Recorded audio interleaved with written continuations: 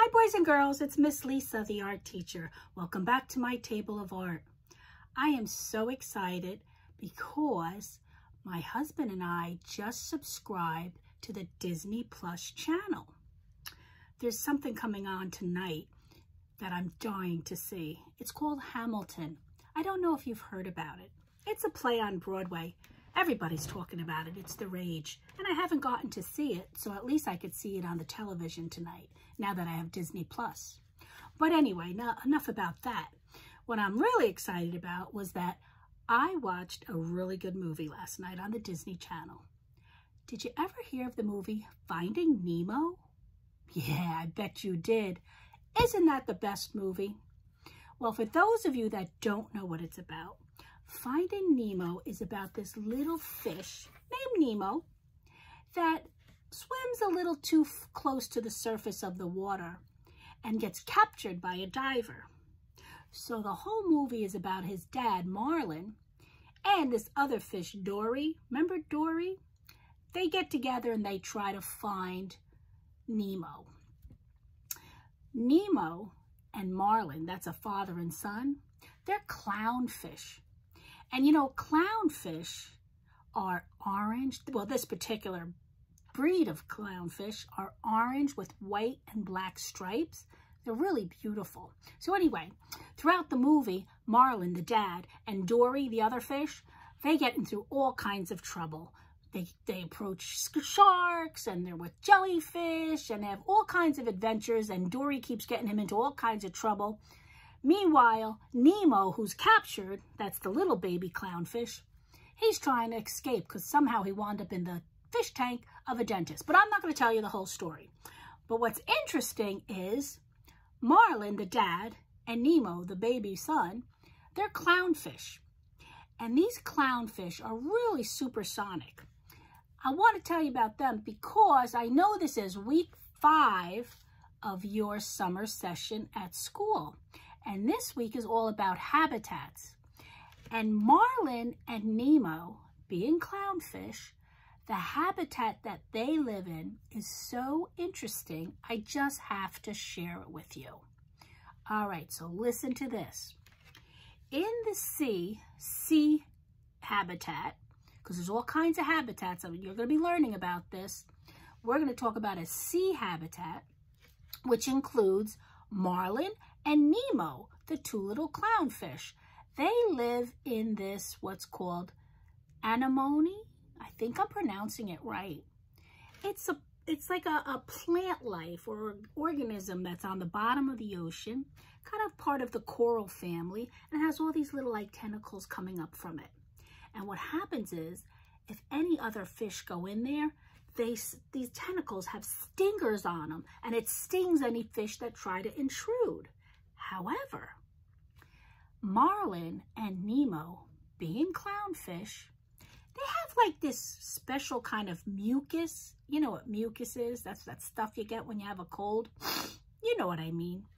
Their body's covered in this mucus. And what happens is they slowly adapt to these tentacles, these stinging tentacles of this anemone. And eventually, they can live safely among these stinging tentacles. And it becomes their habitat, which is what you're learning about this week, habitats. So the clownfish and the sea anemone, I'm not quite sure how to pronounce it. You could ask your teacher about that. Well, they're living together in harmony. The clownfish feeds off the algae on the bottom of this anemone, and the anemone protects the clownfish from intruders. So they're both benefiting by living together. You know what that is? That's a symbiotic relationship. Wow, what a word! Symbiosis. They're living in a symbiotic relationship. Sym meaning together, bio meaning life. Symbiosis relationship, symbiotic relationship. The clownfish and the anemone. Anemone? Still not sure how to pronounce it. So anyway, because it's so incredible about their relationship and how they live together in this sea habitat, I thought it would be perfect for us to do an art project about it. I want to show you what I did. Look at this. I think you're going to like it. I kind of made a make-believe sea anemone. Anemone? Still not sure how to say it. And the clownfish, remember I told you he's orange with black and white stripes, living harmoniously in a symbiotic relationship together. Look at that. And this is the bottom of the sea. I put a little sand, a couple little shells, and we have a habitat. You like it? I love it. So how about we get started and make our own sea habitat with the clownfish and the anemone. Anemone? Still not sure how to say it. So hang on, I'm going to show you what you're going to need. And remember, I'm going to send it to you so you don't have to worry. You should have everything you need to make this project. So let's focus down on my table of art so I can show you what you need. Hang on. All right, boys and girls, these are the things that I'm going to be sending to you. I'm going to send you 2 sheets of tissue paper. Might be purple and pink, might be green and yellow, but you'll have 2 sheets of tissue paper. I'm also going to send you 2 shells because I want to give it the sea effect. Little props. A little bag of sand so we can make it feel like it's the bottom of the ocean. I'm going to send you a small paper plate, and I'm already going to put the hole in the center because I don't want anybody getting hurt. And I'm also going to give you a little printout of a clownfish for you to paint. So how about we get started? Let me put all my ingredients to the side, and we're going to start with the paper plate. That's the first thing we need. You're going to have to provide your own cup with water because I cannot send water in the mail. So I have a little cup with water, and we're going to need watercolor paints. You should have these at home. I've sent them to those of you that said you needed them. If anybody else needs them, you need to let me know. Tell your teacher and she will tell me and I will send them home to you. So here's our paper plate. And what we want to do is we want to paint it the colors of the ocean. So I'm going to start with blue. And I'm going to make nice swishes of blue along my paper plate. I don't want to make it like a flat painting where I'm painting the whole plate. I want to give it the idea that there's water rippling and the water movement into the ocean because the ocean's never still. There's currents and tides and movement. Fish create movement. Gravity creates movement. So I want to show that movement by my brush strokes. And I'm going to use different colors like green. You definitely see green at the bottom of the ocean. So let's make some curvy paint brushy strokes to show that movement again. Some little dark areas, some lighter areas. Notice I'm using a black piece of construction paper for my table. This way you can really see what I'm doing. It'll stand out. Don't be afraid. Be creative. Let that paintbrush flow, okay? And when we're done with this, and you don't have to cover the whole area. You can leave some white areas. I'm going to put my paints away when I'm done. Always clean out your brush. You don't ever want to leave your brush laying in the water. If you leave your brush laying in the water, your bristles are glued on. And the water will eat away the glue, and then all the bristles will fall off and you won't have a brush anymore. So never leave this soaking in the water. Lay it on the side, lay it upside down. Okay, so now we have our paper plate, which is going to be the base of our project, and it's going to be the bottom of the ocean. Now, I already have one ready for us, so I can go right into the next phase. So I'm going to put this aside because it needs to dry. So make sure yours is dry before you go into the next step. Now, I want to add my sand.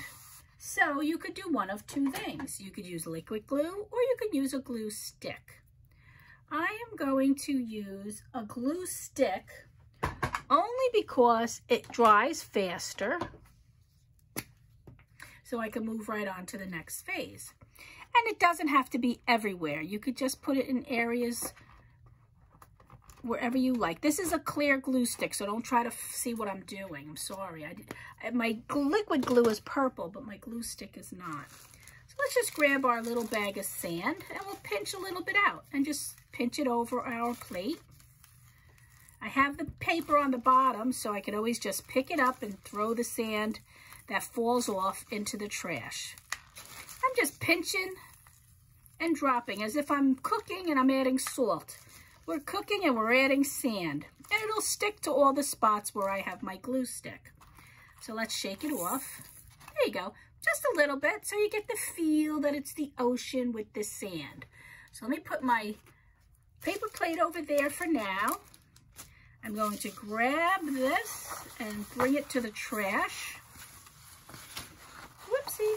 Actually, what I'm going to do is put the excess back into the bag. I don't even have to throw this away because I'm capturing it in the paper. And I'm just going to slide it back into this bag. Easy peasy and all cleaned up. All right, back on board. Now we have our plate, and we want to add our shells, but I'm not going to add the shells just yet. I want to let this dry, and I want to bring in that little clownfish. Now, you can do whatever you want. You can color your clownfish. You can use your watercolors to paint the clownfish. Anything you want. I have the watercolors out, so I'm going to paint my clownfish. And a clownfish is only orange, black, and white. So that's going to be pretty easy to paint. I just have to go into my orange paint. Add a little orange to his tail. Add a little orange to his body. Add a little orange to this part of his body. This is really easy. His fins are orange. And his face is orange. And even his lips are orange. How's that for a beautiful little clownfish? So now he has to dry, so I'm going to put him aside. Wash my brush again. Put that aside. Put my paints aside and bring back my plate. Now, remember I told you you're going to get 2 pieces of tissue paper. What I want you to do is lay them on top of each other, one on top of the other. Find the center. Put your finger there. There's the center. Lift up the 2 sheets, keeping your finger in place, and grab your finger so that you can pinch the tissue paper. So now I have the tissue paper pinched at the bottom. Grab your other hand, make like a circle in your fingers, but don't close it. You just want to slide the tissue paper up with your hand in that circular position, because you almost want to create what looks like a bouquet of flowers. Pinch the bottom together. A little bit more. You want to pinch it together, so we have approximately this little piece sticking out. What do you think we're going to do with that? Well, if you guessed stick it through the hole in the middle of the plate, you were right. So I'm going to stick that right through the middle, grab it at the bottom. Now I want to bend it so that it lays here. And then I'm going to grab a little piece of tape or glue, whichever will work for you, and I'm going to let it sit there and dry. I'm going to use my glue stick because my tape dispenser is downstairs. I'll use my little glue stick, press it down,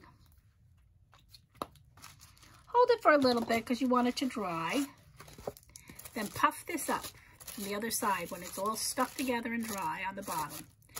Okay. So this is good. That looks really good. Now, this is an important stage. You have to be gentle We need to create the anemones. Anemones? Anemones? Anemones.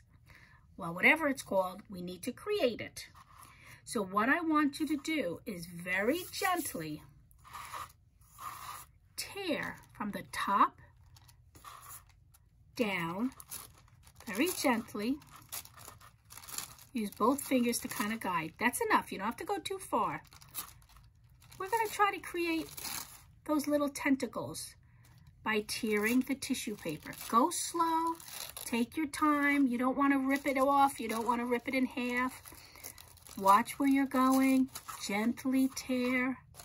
And you're going to do this all around, anywhere you see an edge of tissue paper. Very gently. Be careful. Here's the pink layer. Now I have to rip into the pink layer. See how I'm just very gently tearing? I'm using this hand to guide where the tear goes, and I'm using this hand to tear down. See how I'm doing that? You don't have to go all the way to the bottom. Just a little bit to create the illusion of a tentacle. See that? Just a little illusion. Makes it all the more interesting when it's done.